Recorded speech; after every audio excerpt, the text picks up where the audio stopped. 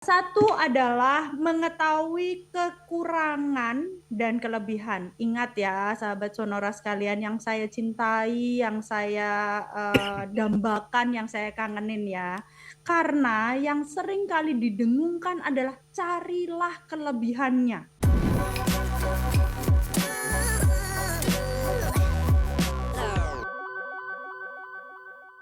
Bagaimanakah si orang tua bisa membantu anaknya untuk membangun percaya dirinya? Ya, satu adalah mengetahui kekurangan dan kelebihan. Ingat ya, sahabat Sonora sekalian yang saya cintai, yang saya dambakan, yang saya kangenin ya. Karena yang sering kali didengungkan adalah carilah kelebihannya, Betul. bukan kekurangannya. Mhm, Jadi mhm. pada saat ada kekurangannya, orang tua berbondong-bondong menegur, memojokkan, memberi masukan, memberi pendapat dan lain sebagainya pada si anak. Misalnya, kita dari bayi kan mesti belajar berdiri. Mhm, Sebelum berdiri, belajar merangkak. mhm, Setelah berdiri, belajar berjalan. mhm. Betul? Nah, Betul. pada saat ini, proses ini, fase ini, apakah kemudian kita bilang kalau si bayi ini merangkak, dia akan jadi nggak bisa berdiri? Enggak. Tentu saja tidak. Mhm, Pada saat merangkak, kita memberikan support, ayo dek, bisa. Dek itu namanya adik ya, mhm, mhm. bukan panggilannya adik gitu. Ayo, dek Joko gitu. Bisa. Habis ini berdiri, ayo angkat kepalanya, dorong tangannya, kita memberikan support.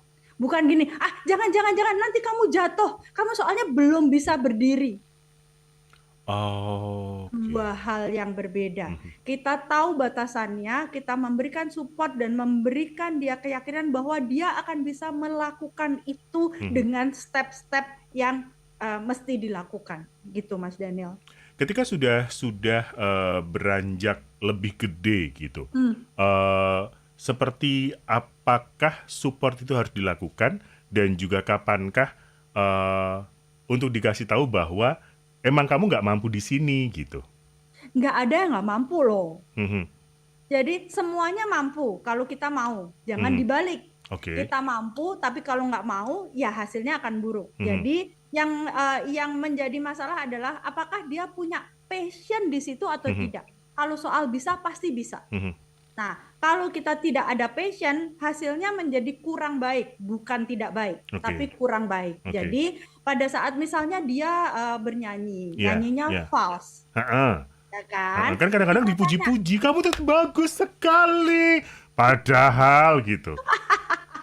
nah, supportnya adalah ini support verbal ya. Jadi Mhm, misalnya false, kita tidak bilang, wes ora usah nyanyi wong kowe suaramu false. Oh, no kok mhm, ngisin-ngisini mhm, mama hain mhm, dadak la. mhm, Tidak, tapi kita bilang, bagus sih sebenarnya kamu, hanya saja kamu kayaknya butuh untuk les vokal deh, supaya kamu tahu tekniknya, kamu bisa diberi masukan note-nya dan lain sebagainya gitu. Jadi kita memberi masukan karena mmm, belum tentu nyanyi pertama false kemudian dia false terus. mhm, Bisa jadi pada saat dia mempelajari sesuatu, kemudian dia mendapatkan feels-nya, mendapatkan passion-nya, terus dia jadi upgrade. Nah, oke, pada suatu ketika begitu dia sudah les 30 tahun ya mhm. kan, ternyata tetap false. Nah, kita memberi dia pertanyaan. Menurut kamu, kemampuan kamu dalam bernyanyi 1 sampai 10, 10 paling bagus di skala berapa? Dek Joko. 8.